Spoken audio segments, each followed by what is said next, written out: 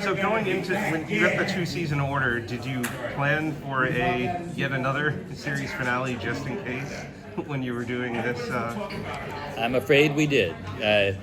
We have a definition in the writer's room. It's the series finale if at the time we wrote it, we did not know if we were going to be back or not. So the last episode of this summer, 2024, is our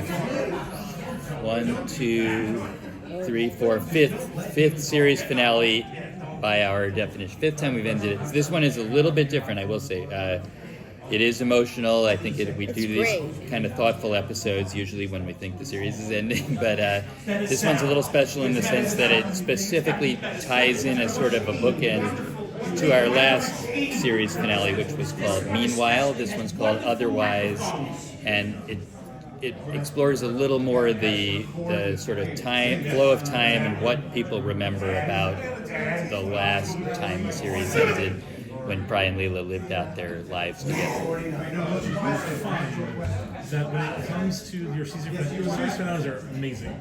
Do you feel that some studios might just not let you know if you're going to get renewed just to make another amazing series finale? That would be a great compliment, but I don't think that's it at all. I think they just, I don't know. We might be the only show that could put out a whole collection, like a DVD collection of series finales. Or what we thought were season finales. But yeah, I actually love them because they're always, like the writers are super thoughtful, but they are sort of like go the extra mile in case that's it. So it might be our legacy, So we want to leave a good taste in people's mouths. But they're not terrified, right? They're constantly lose their job, right? I mean, you're talking about us, behind the scenes. Yeah, no, I mean. Well, it's always it's not a great feeling when you're working on sort of those last episodes and you have no idea, is this it or is this not it or. It's changed over the years because the first couple times we got canceled, it was very tearful and it's we felt like the show has really hit its stride and we have more to do and a lot of hugging people goodbye forever and that kind of thing. And then when it gets to the 3rd, 4th, 5th time that you're good-bye forever, you have to kind of laugh it off. Yeah, we're wink, I'll probably see you around. Yeah, you know what I mean? See you in a couple. You literally become that. Was this your first time meeting? Sure. So some of the things that you're doing in this season, you make fun of NFTs, which that almost felt like a venting from the writers about how they don't understand the point of these. There's a lot of great NFT comments. I have a master's degree in theoretical computer science. I don't understand NFTs. I'm going to be very blunt about that. The NFT episode, I'm going to say, first of all, we refer to NFTs, and it kind of gets us going in our first episode this year. But it really is the intro to a story about Bender's family and his ancestral village in Mexico. So I'm very glad in retrospect that we did not commit to a whole episode about NFTs because it's one of those rare things that we're this will last at least a year so that we can, get it in there and people will know what we're talking about. It almost didn't make it that far. So, maybe people will give us credit for inventing NFTs, but it is amazing what a rapid ascent and descent the NFT world had. It was really cool to see you guys once again go into that multi-layer facet where there was a robbery at the mini museum for the mini NFTs. I love that. That's a super fun first episode. I will say I'm glad we took the point of view of our characters in the show didn't understand what the NFT was. And I like when everybody just falls, they're explaining it and they're like. But yes, you're right. It was a lot of winking at the audience. And we're going to write about this, but we don't know. We don't really know what we're writing about. What's funny is when you guys sent that script, I also work on the marketing side, and I was like, we could do Futurama NFTs as a tie. And then 2 months later, I was like, forget that. It's nope. So, like you said, this goes into Bender's past. Are there any other characters that you still want to explore their past and introduce new family members that we never met before? Well, yes, of course there are.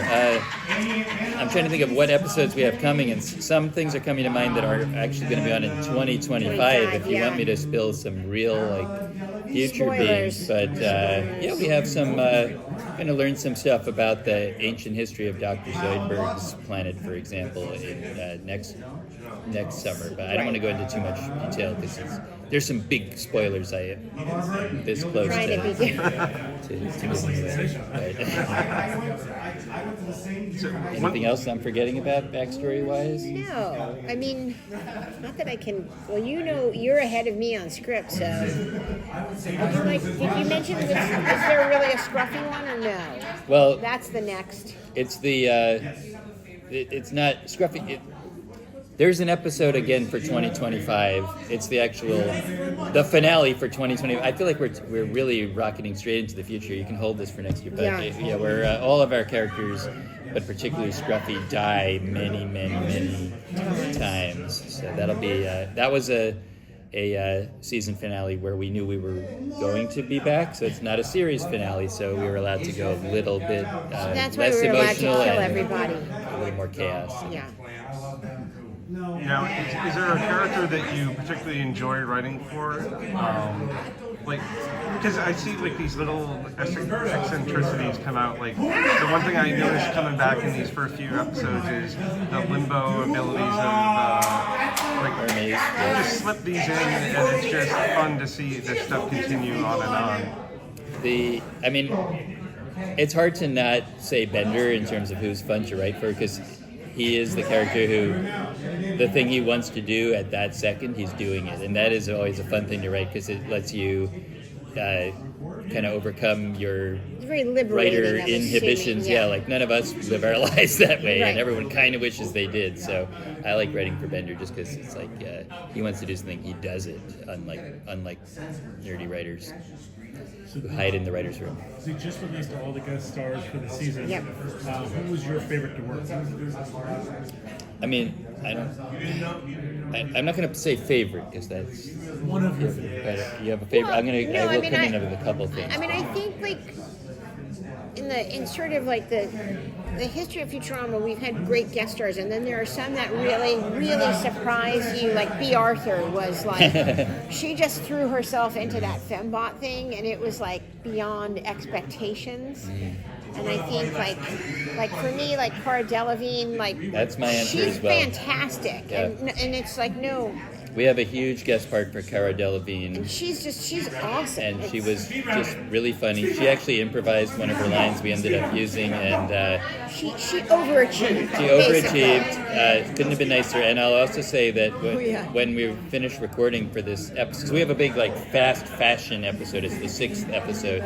It might be my favorite of the It's year. a great- Partly because I'm a science fiction guy, and we have a writer, Ariel, who knows a lot about fashion, and she wanted to do something about fashion. It's like, okay, we're gonna use each person's area of nerddom to its fullest ability, and I just love how it came together in a way I wouldn't have done myself, but our sci-fi fast fashion episode. But after we finished recording Cara Delevingne for this big role, she's like, I also do owls. Do you need any owls? And How do you say no to that? yeah, and the weird thing is we use owls sort of like the pigeons or rats of the future in New York. So we're like, yeah. So she's been playing the owl in a bunch of episodes, even starting last year. She was in the first season premiere as an owl. So people were like, "Who is Cara Delevingne playing?" And they're like, "We have no idea."